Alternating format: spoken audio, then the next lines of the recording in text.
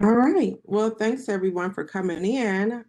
Looks like we have most of the people that have signed up on today. So we just wanted to say thank you for coming in. And just remember to keep your devices on silent as you come in. But we have everyone muted. So I'm Aja Harris, and so good afternoon and welcome to Fire and Rain, coming to new understandings of grief in times of upheaval. I am the co-chair of the UC Social Work Alumni Board, and we are presenting this complimentary training for our alumni and partners. Thanks for being here today. And I also just want to give a shout out to all the social workers. Happy Social Workers Month to you all. I want to go over a few housekeeping items for our time together. First, we want to remind everyone to please keep yourself on mute to prevent any feedback. If you have any questions, please type them in the chat box anytime during the presentation. And Virginia Albert, our Alumni Board Treasurer and Secretary, will make sure it is addressed. Keep your camera off to help save bandwidth for the connection on our WebEx platform and to minimize distractions. Also, the session will be recorded. The recording has started, and the link will be shared in the next few days. I would now like to introduce our presenter, Diane Wright.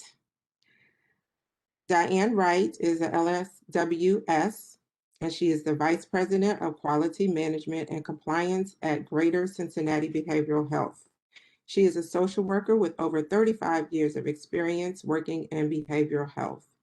We want to welcome Diane and thank her for her leadership and for leading us today.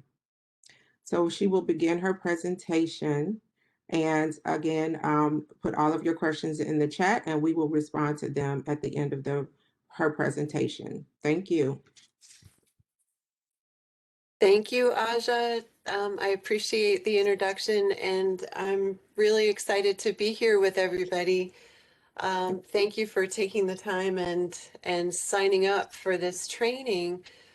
We're going to have an hour and it's a large group in just 1 hour. So I'm really hoping this will just be the beginning of a conversation that each one of you will continue with people who are close to you professionally and personally.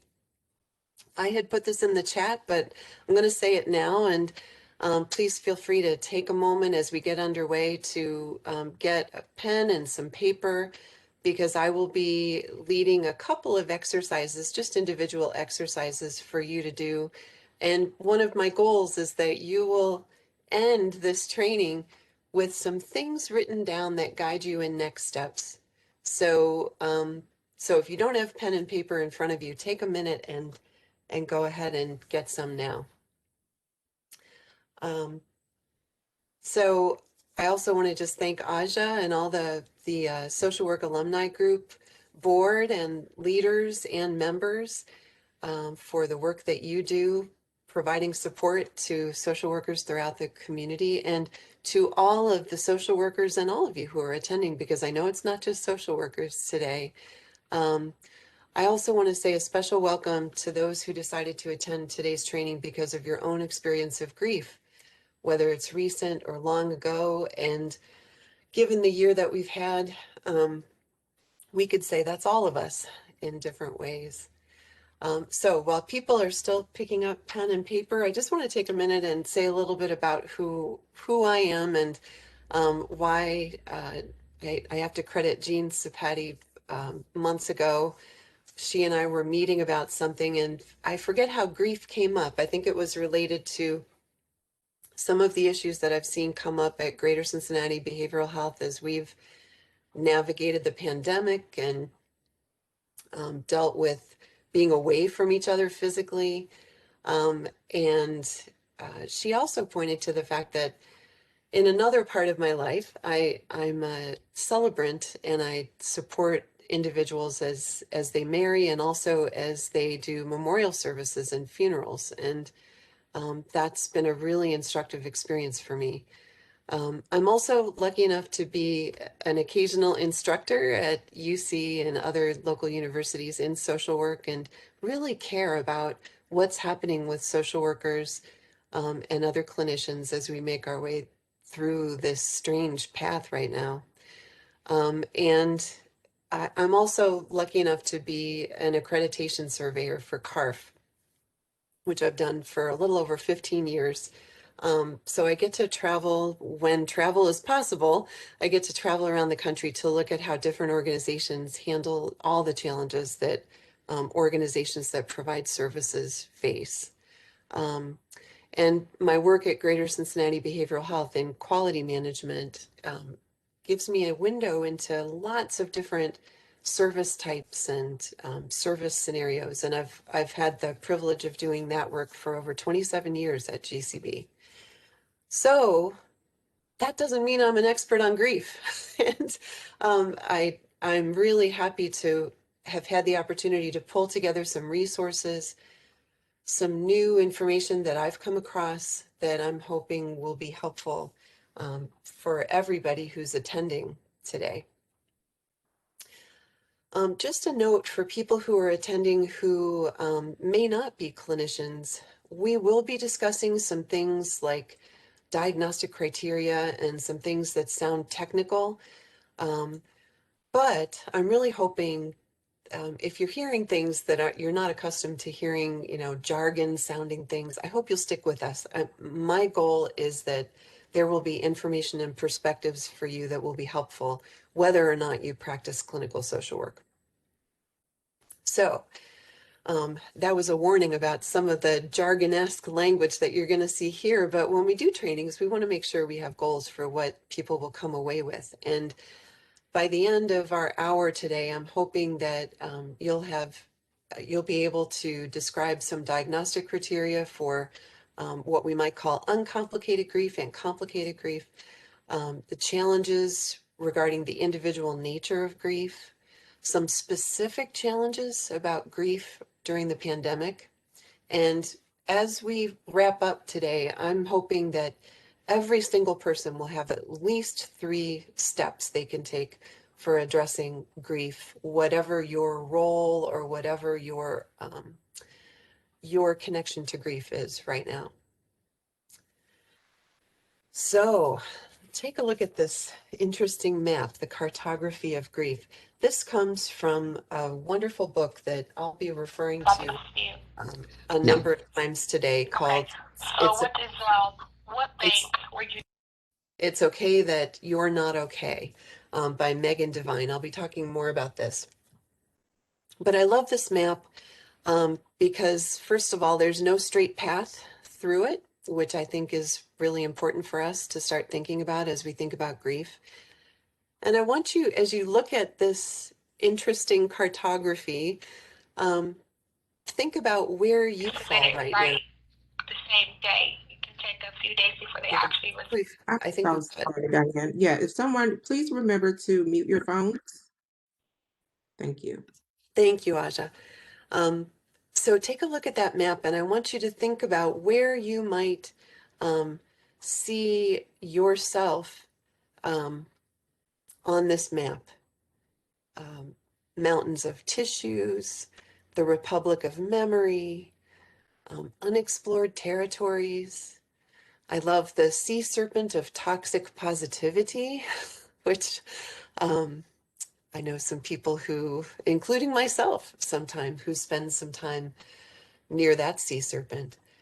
So take a quick look, and you might want to make a note of any of the phrases listed here that might resonate with you wherever you are right now.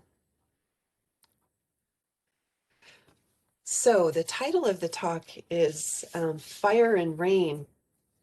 And I realized as I was getting ready to do this talk that the title dates me a little bit, but I took it from a wonderful song by James Taylor, and I think everyone's probably heard the song.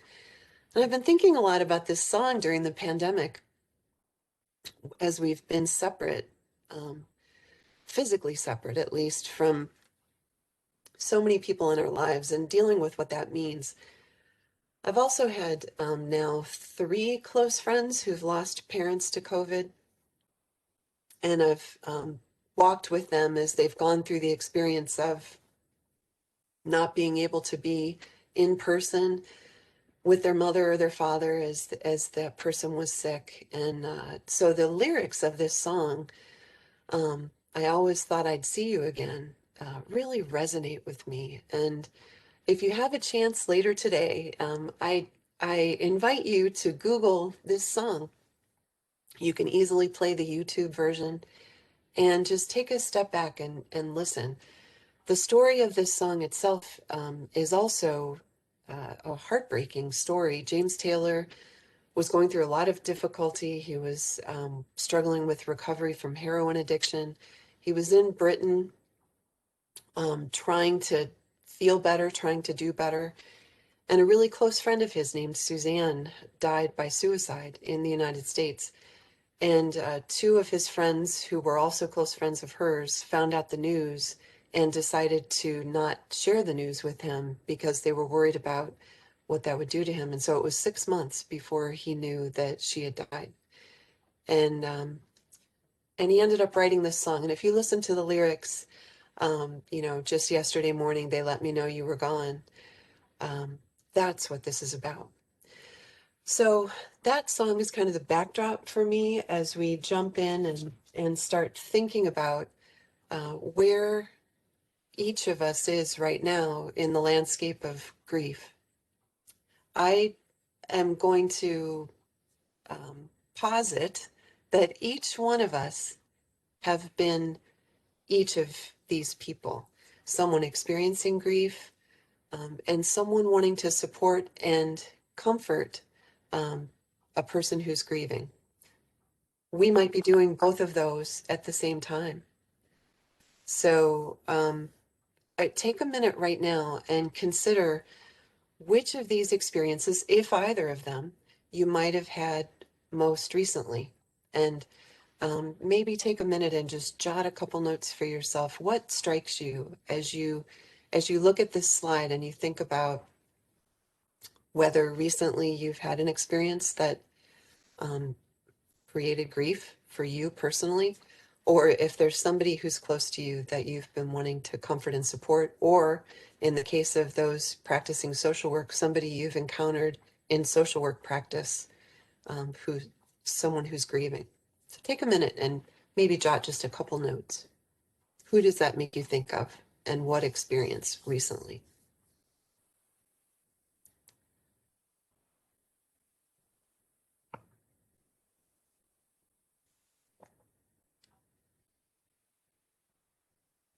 Thank you for reflecting on that. And I know in some cases that might not be easy. In some ways, I'm grateful for these remote learning opportunities because your camera can be off and you don't have to worry about if any of this is creating a reaction for you that you might want to keep private. So one of the things that Megan Devine talks about in her book about grief is our cultural norms around how we encounter grief in general, and it's always maybe unwise to generalize, but with an hour, I'm going to do it just a little bit. In general, in our culture, people are uncomfortable around people who are suffering. When we encounter someone who's suffering, we want to fix it. And I think that's especially true for social workers. We want to find a way to make things better, to make them stop feeling pain. And in many of our social work practice settings, we follow what they call a medical model. And this implies that grieving might be a kind of illness that can be cured. Even our diagnostic training gives us time frames and criteria for normal grief versus complicated grief. But many people find that their experience of grief puts them at odds with these norms. And the author talks about some experiences where she, after a huge loss that I'll talk about in a minute, found herself confronted with people who 4 months after the loss would sometimes say things like, wow, it's been 4 months. You're still thinking about that? And and she would say, yeah, I think I'm always going to be thinking about that. So I just want to put out something for us to think about as we encounter people who are grieving, as we might encounter grief ourselves, to understand that the context doesn't necessarily give us helpful frameworks within which to address this. Add on top of that the pandemic, and I'm sure some of you have seen the articles that are coming out now that say the experience of grief that's happening and that will continue to happen will have ripple effects that go for years. When we look at historically, the normal grieving process in our culture was family and friends could be present and able to give physical comfort, hugs, those kinds of things. During the pandemic, the loved one may have died having to be apart from family, and family cannot safely gather. Rituals such as memorial services would help the family and community process grief. And during the pandemic, rituals such as memorial services could create possible unsafe conditions and even possible discord, as you have some people who react differently to the limitations from health orders. We see it across the country where different protests will happen that nobody should be limiting get-togethers. And then at the same time, people understanding that if they go ahead and they organize a gathering and people were to get sick, they'd have an additional layer of guilt and remorse around this difficult event. During a normal grieving process, friends and loved ones would continue to visit, stop by, drop off food. And during the pandemic grieving process, friends and loved ones might not be able to visit, or they're concerned about illness. Maybe illness played a factor in the loss.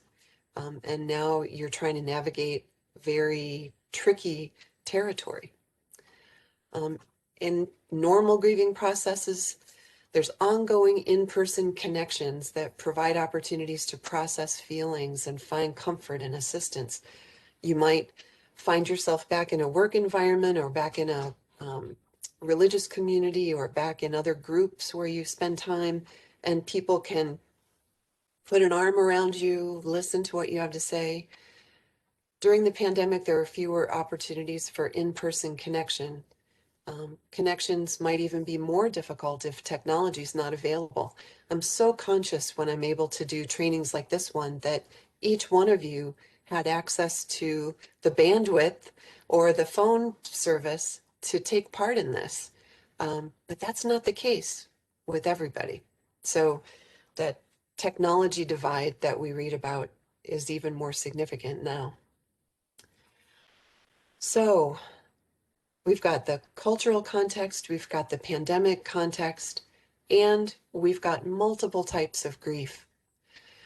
So I think the one people most quickly think about is a grief related to loss, related to death. But there's also grief related to economic hardship. And of course, during the pandemic, there's been the loss of jobs and businesses, anger and grief over that. There's pandemic restrictions, which create the loss of plans and key events. People still wondering if they can plan the wedding, finally plan the memorial service, plan the family reunion, and a lot of anger and feelings of loss if they can't do that. My boyfriend's parents are in their 80s, and last year's big family reunion was canceled. And I remember them saying, shoot, how many more are we going to have? And what does it mean that we can't do that? And also, there's political turmoil. However you encounter that personally, for many people, that has resulted in the loss or the change of key relationships as people find themselves feeling very passionately about certain issues and finding it more and more difficult in some cases to comfortably be around people who are very close to them, parents, siblings, coworkers, other people. So we have multiple constellations of things happening all at the same time.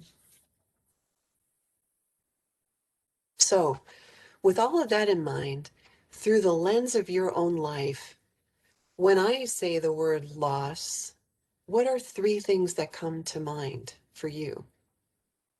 So think about that for a minute and then go ahead and jot down, when I say loss, for you right now on March 16th, 2021, what comes to mind?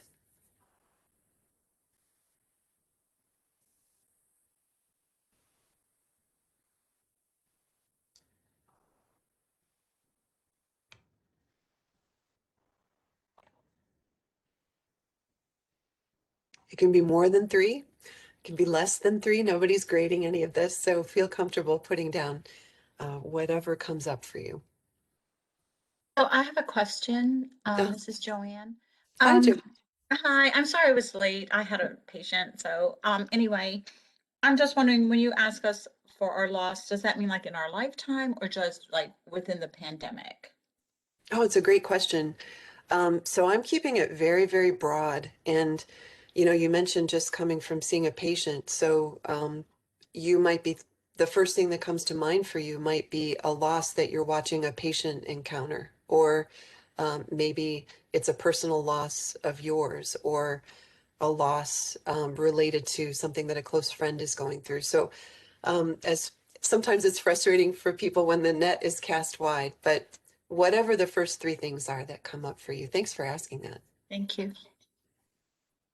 Other questions so far? Okay. So as you think about that, I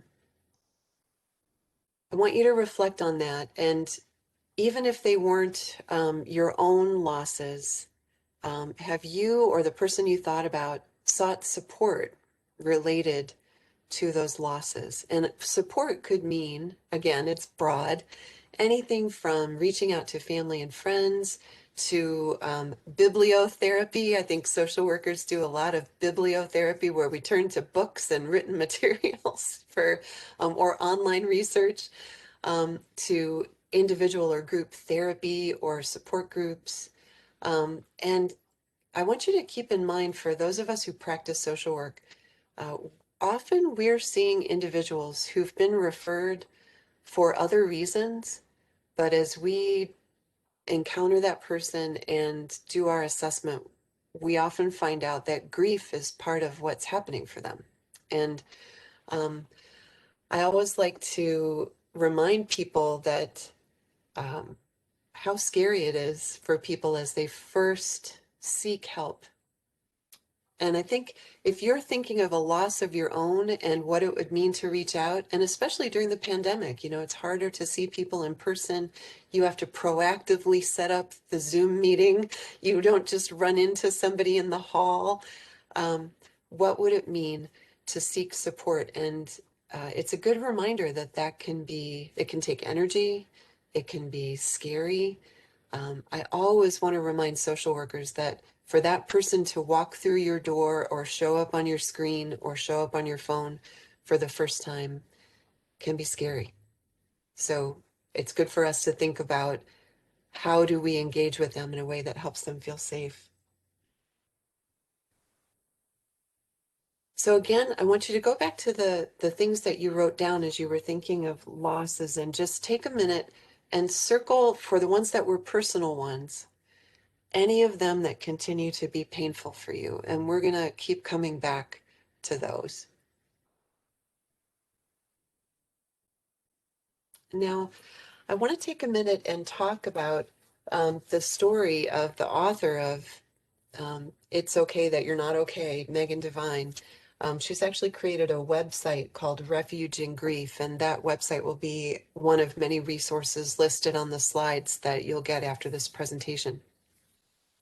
Megan Devine is a psychotherapist who's been in practice for more than a decade. In 2009, her fiance drowned in front of her on vacation. And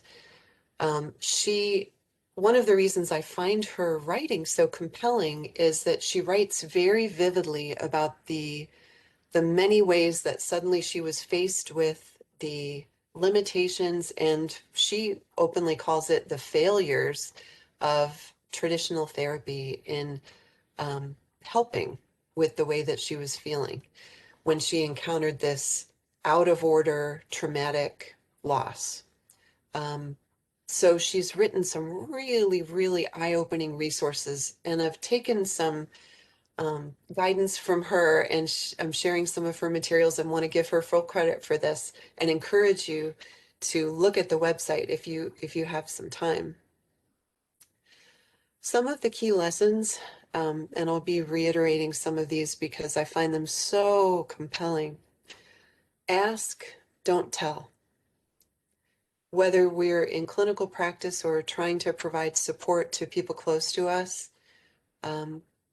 so often we will interrupt the person's story to share our own story of grief, or we will respond with different types of well-meaning phrases that may end up falling flat or not being as helpful as we hope. She also points out that the stages of grief that we've all learned about from Elizabeth Kubler-Ross are not accurate. There might be some people who experience those in order, but especially for people who experience traumatic, what they call out of order loss, like death of a child, death of a partner, death by accidental death, things like that. We don't want to turn to those necessarily. And Kubler-Ross herself ended up regretting the ways that those theories were applied because it was something of a false framework that professionals expected people to follow. This one is really big for me. Gosh, my heart sank as I read some of the accounts of the things that Megan heard from people. She said, we need to be aware of the ghost second half of sentences like, at least you had him for as long as you did. The implied second half of that statement, the unsaid part, is, so you should stop feeling bad. So at least the person's not suffering anymore. At least you have another child. At least you're beautiful and you'll find somebody again. She goes through a litany of things that kind of sucked the breath out of my lungs when I thought of when you see it through the lens of her experience, what those phrases were actually like. And it takes me back to the ask, don't tell, the listen, don't talk guidance that comes in this book.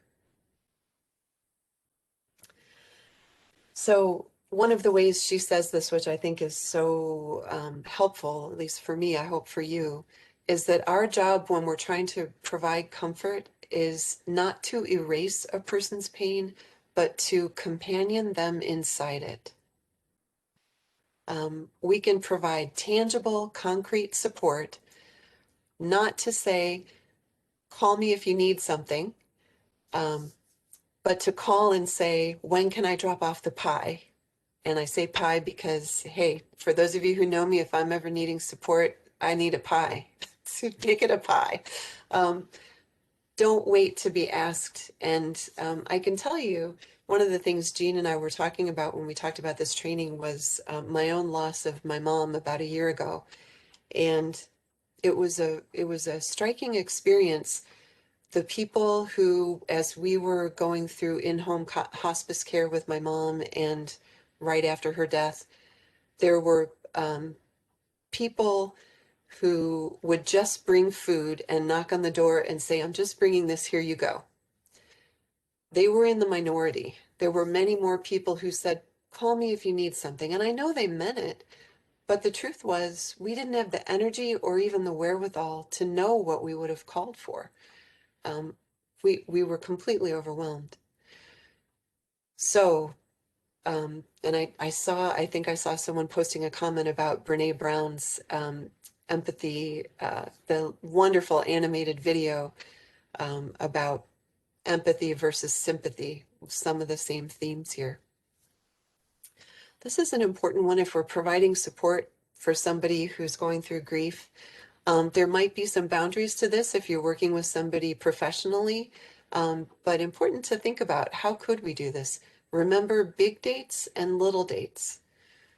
The date of the partner's birthday, the date of the death itself, um, significant dates. Make a note and then send a note, send a text, send an email, send a card. Be the one who remembers that. For professional caregivers, and I'm going to spend a few slides here for those of us in social work practice, being aware of the potential impact of something like a diagnosis. There's a very compelling story that Megan Devine shares in her book about a woman who was really struggling with grief over losing her husband. And in the end of the first session, she finds out, she sees that the social worker, the therapist, has written down a diagnosis of major depressive disorder. And she talks about how she had a number of different feelings in reaction to that.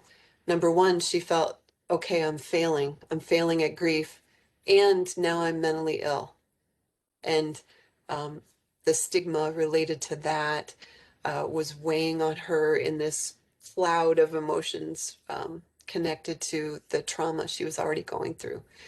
So be aware of that as we're approaching diagnosis. And of course, this is not just about when people are experiencing grief, but the power to diagnose is an important privilege, and diagnosis has implications. And if you think about a loved one or yourself going to any health practitioner, the diagnosis is a powerful thing. Make sure we ask questions, and don't forget to ask about daily functioning. Are you sleeping? Are you eating?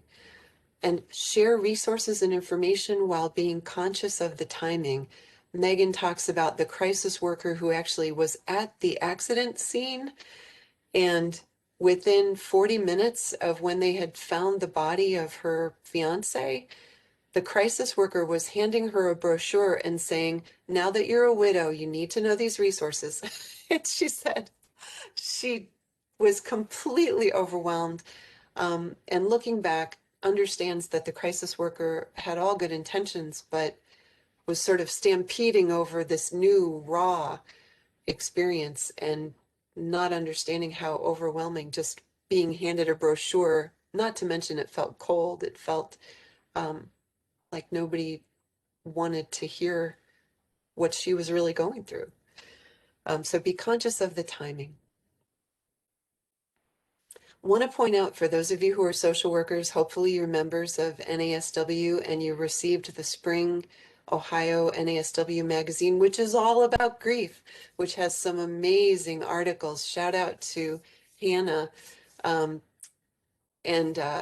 there's articles on collective grief, articles on ecological grief, really environmental grief, really wonderful, compelling articles. But I just want to highlight a couple of things here.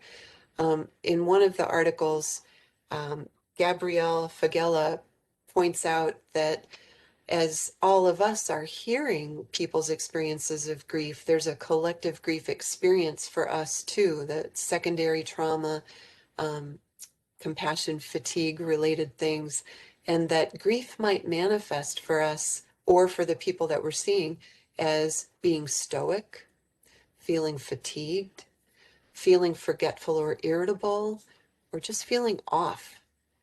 Those things might be manifestations of grief.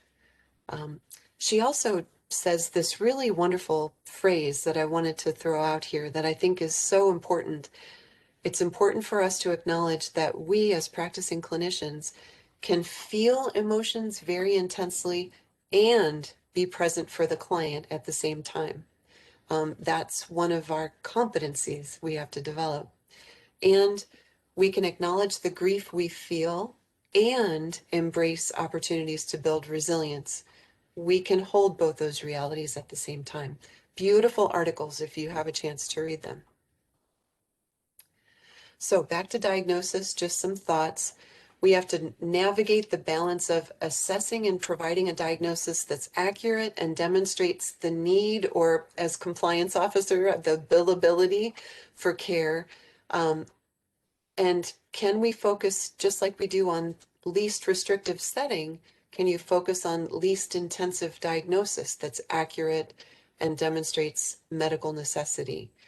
Because diagnosis has implications.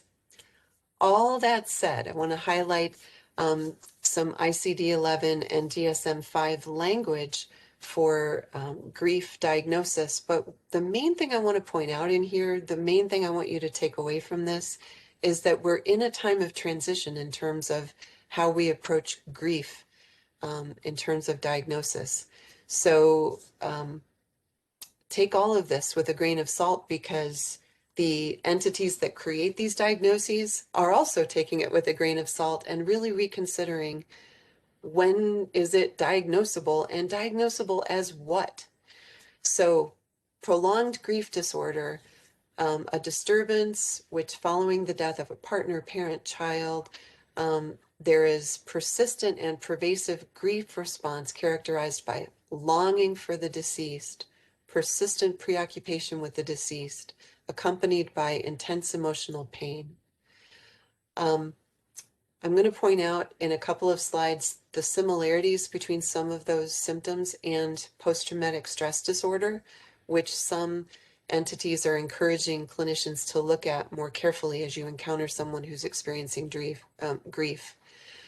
DSM-5 looks at persistent complex bereavement disorder, severe and persistent grief and mourning reaction.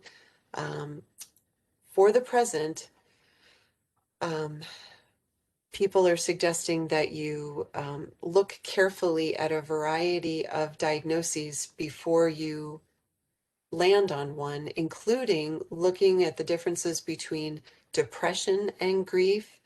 And the Society for Complicated Grief, or the Institute for Complicated Grief, points out that the core symptoms of complicated grief are persistent yearning and preoccupation with the deceased, while the core symptoms of depression are pervasive, free-floating sort of sadness and loss of interest and pleasure. So you might be able to distinguish. What's the importance of distinguishing it? Well, the role of medication in treatment would be something that comes down to whether or not we're looking at depression versus grief response. And there are certainly a lot of people going through grief who end up prescribed medications, may or may not be long-term helpful. So the gist of it here is these things overlap. There's not a blood test or a brain scan that you can do to decide which one is which. And whichever thing is most pronounced may shift over time. The Center for Complicated Grief points out that more and more people are looking at post-traumatic stress disorder as you encounter people who are having constant thoughts of the deceased person, nightmares, those kinds of experiences. And the treatment for complicated grief actually parallels some of the treatment for post-traumatic stress disorder. So that's an interesting approach. And I'll just share in my own experience, I was able to connect with a wonderful therapist through our EAP, who, when I described the experience of going through in-home hospice, watching my mother go through a long protracted illness, and then those last couple of weeks, if any of you have been through walking through long-term illness with somebody, she pointed out, gosh, let's do some work, because some of those images are traumatic. And it's true. They stuck with me. And I know a lot of people have that same experience of images that you can't get out of your mind or that recur in nightmare. Talk with the person that you're seeing as you decide on diagnostic coding. Make them part of that conversation and help them understand the role of diagnosis, that it's not a judgment, it's a language that you're trying to speak. We also have to be aware that these days there's more and more focus on sometimes immediate availability of treatment records. So we walk a fine line between billing for services, which requires a diagnosis, and the increasing stress that might be felt by someone like the woman in Megan's story, who says, okay, I was really stressed out and now they're telling me I have this additional illness. I think often we forget the impact of seeing that you've been given a diagnosis, and it stays with you in your record. So all of those things being said, I want to spend the last quarter of our time together helping people identify steps you can take from here to take this conversation further. And I'm going to walk through an exercise with a focus on social workers and others who are working as clinicians, and then focus on people who are wanting to support someone who's grieving, more in personal life kinds of situations, and then people who are experiencing grief right now. So for clinicians, steps we could take would be reviewing the newer literature on grief and its relationship to depression, reflecting on the ways to strengthen your listening skills and to lessen your tendency to tell rather than listen, opening space for people to let you know if their time with you isn't what they hoped. At the end of an appointment with you, what do you say to invite feedback in case the person was disappointed or didn't receive what they were hoping for? Many people are not empowered. They don't feel empowered to say, gosh, that wasn't what I expected. I was really hoping you would do this or that. The main way that people will tell you that they weren't happy is just by not coming back. And taking time to review new work on complicated grief therapy, it'll be in the resource list. It's using some similar techniques to PTSD. So those of you who practice social work professionally, on your paper, I'm going to go back to that list, but I'd like you to write down first the name of one colleague that you could reach out to for further discussion of these steps. So think for a minute, who could you have a Zoom coffee with? Or if you're back to working in person with people, who could you reach out to? And write down a date by which you will contact them to set a meeting to do that. So I want you to write down the name and write down the date, and then write down just a couple words. You're going to be getting the slides, so you'll be able to come back to this language, but a couple words that trigger you to the 3 steps you would want to take and talk about with that person.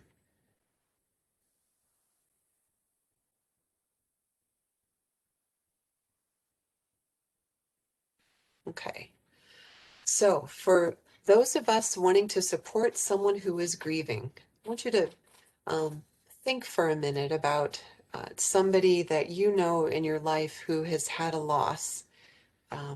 And these days, that doesn't take me long to come up with actually a pretty long list. Don't wait for the call. Text or write a note and then another and then another. Don't wait for the ask. Instead of saying, let me know if I can help, try something like, what day would be best for me to, and then fill in the blank. Bring the food, walk the dog, babysit the kids. Just be present, ask about the person that they lost, and then just listen without sharing our own stories and turning it into something about ourselves. This is a beautiful graphic from Megan Devine's website, which I think is really beautiful. Care and feeding of your grieving person, which I think is wonderful. Leave them care packages, be specific about help, ask questions, remember the big dates. Parallel play. For those of us who've studied children's development, you remember how toddlers will play together, and it's not that they're talking, they're just doing the same thing together side by side at the same time. And there are a lot of ways that adults can be present doing an activity at the same time in that same way. acknowledging the little dates that come up, things that are happening for that person that maybe the person they lost would have been part of. Say their name. Gosh, this phrase has even more implications these days with George Floyd, Breonna Taylor, but with individual losses, the power of saying that person's name, letting them be sad, and just being present with them in that sadness and acknowledging that it's awkward. Be willing to say, I'm not sure what to say. I just want to be here for you. So go ahead and write down the name of one person that you would like to support more effectively in their grief. And maybe there's not someone for you right now. That's okay. I'm not grading any of this, and you can just file this away for a future time. But after you write down the name of that person, I'd like you to write down at least one of these tangible steps that you will take to support them and the date by which you will take that step. So back to the graphic here, which might be helpful for you as you think about which step makes sense for you with that person. What step, and you can absolutely pick more than one. Maybe these are giving you some aha moments, but pick the step or steps and your target date so that it doesn't just sit on that paper. I really hope to inspire you to take action.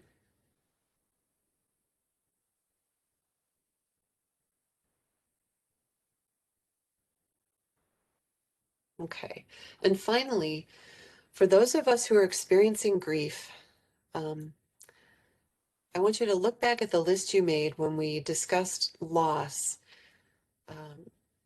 I am aware, gosh, we've got 106 people in this training, which means we have 106 ways that people, when they see the word loss, are encountering that word and thinking about their own experience. So I want you to look at that list. And as I go through a couple of the next slides, which again, I'm taking so much of this from Megan Devine's writing on steps that might be helpful in early grief. These can also be helpful later as grief, it's not linear. It's a circular experience that people keep coming back to for lots of different reasons. Note any steps that you would be willing to take today. So that means this afternoon or this evening. Which of these steps are you willing and able to do? Safety first. This is really critical. And when people are experiencing acute early grief, and sometimes for long periods of time, people will talk about feeling like life doesn't matter, their own life doesn't matter. Megan Devine talks about the experience of driving and having her hands on the wheel, and how the only thing sometimes that kept her from veering into the median was not wanting to create her experience for other people who might be killed or injured in an accident. That's pretty intense. So safety first. What are some things that, if you are having very intense feelings of life not mattering, and she points out, and this is a critical difference, but also it's still all a red flag for those of us who are caring for someone who's in acute grief. Not caring if you live is different than wanting to die, but there's an overlap in that. So don't be afraid if you are the person experiencing this, and especially for those of us who know of somebody who's experiencing acute grief, be asking, tell me how you're doing. Tell me what kinds of feelings are you having? And give them space to say that. The next one seems like a quick juxtaposition, and yet it's really important. Stay hydrated. None of us drink enough water in our culture, but if you're crying a lot during the day, you are becoming dehydrated, and staying hydrated means you're going to be clearer and able to handle, just you physically handle all the things that are going on. Move, stretch, do yoga, walk, even if it's just to the end of the block and back. And that overlaps with the next one. Get outside, breathe the air. Spring is finally coming, which will make this an easier thing for all of us, right? We can even more safely have some gatherings with people because we'll be able to be outside. And then this is a beautiful one. Tend something. Working in a garden, brushing a dog, petting a cat, cooking a meal for somebody, getting the focus of yourself outside of yourself to another person, creature, entity. Tend something. So I'm going to go through one more slide and then come back through these and give us each a chance to write down at least 2 things that you would be willing to do today. Shower. It's a basic thing, but when somebody is in the initial stages of acute grief or any trauma, just daily activities of life can be more challenging. Eating, and hopefully eating things that are nourishing, not turning anger on yourself. She puts this one in a really beautiful way that I find helpful for myself. Say no to what drains you. Say yes to what offers respite and support. Say no to what drains you. Say yes to what offers respite and support. So in her last list, she says, say no and say yes. But be mindful of saying no to the things that drain you and going ahead and saying yes, even if it's uncomfortable, to being with people who want to support you, doing the activity, listening to the recording of this talk, whatever might provide some respite and support. So let me very quickly go back over these 2 slides and then just going back to the instructions here. Note any steps you would be willing to take today. Looking at safety, staying hydrated. Which 2 things are listed here that you can say, okay, I can do those things? And of course, for people who are offering support to those who are grieving, this list gives you some initial suggestions, questions. Would you be willing to try this? Kinds of things. Okay. All right, I want to stop there, and we're coming, gosh, this time goes so quickly, and it's already 12:55, and I want to respect people's time. So I want to leave the last few minutes for any questions that I might have missed on the chat. Do we have anything that's come through? Any questions? Yes, Diane, we had one question come through from Natalie. She says, do you have any suggestions for someone who may be experiencing grief from placing a child in adoption? She placed her daughter in adoption back in November of 2018. She says, do you know any helpful resources for this type of grief?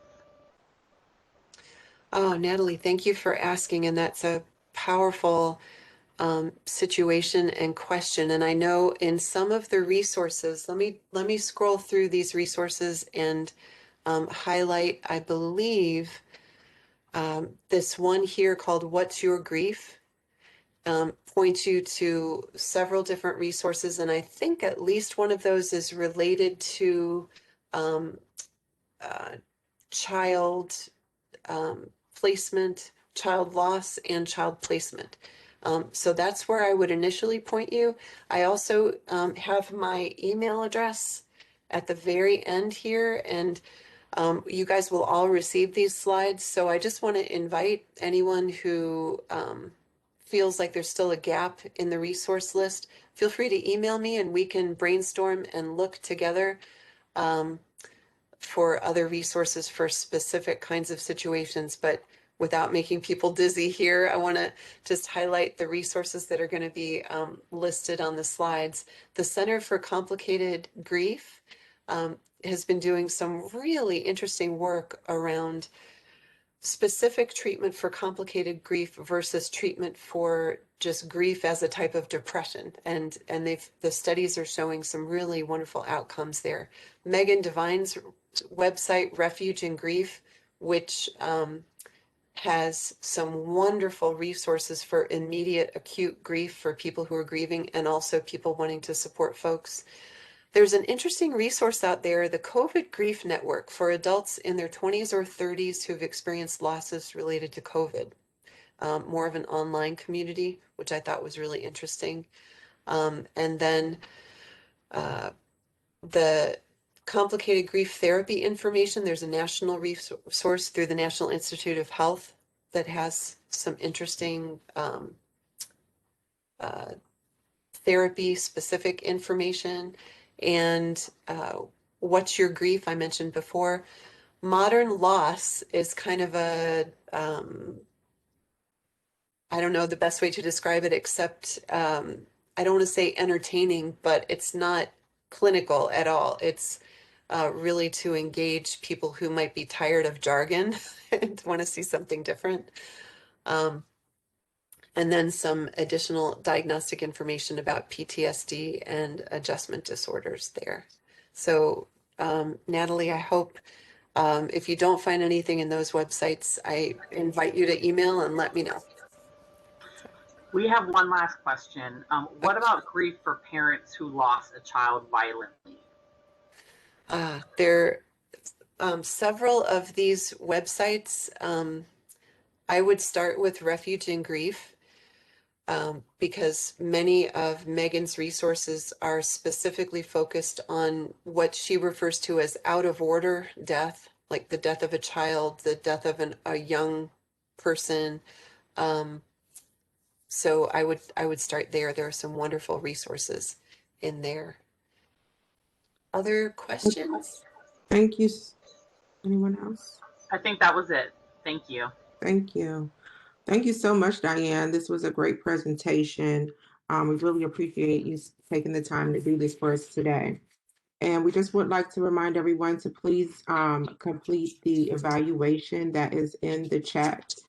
Bree has left the link for that. And if you could go ahead and fill that out, that would be great.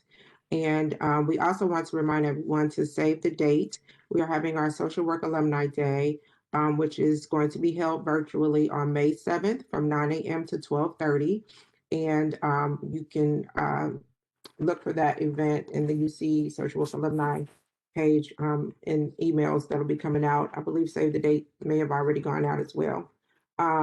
We also would like to congratulate one of our distinguished alumni, Miriam Crenshaw, who joined us today, who is a finalist for the Cincinnati Business Courier Healthcare Heroes Award for Community Outreach. So we just want to say congratulations to Miriam and good luck. So thanks for everyone attending, who attended today. Thank you for taking the time out. And we will be sending out a follow-up email that will include the slides and the recording. So you should be getting a post-event email to all who registered in the next day or two. So thanks again for attending, and we look forward to seeing you all hopefully at our Alumni Day. Take care. Be safe. Thank you very much. You're welcome.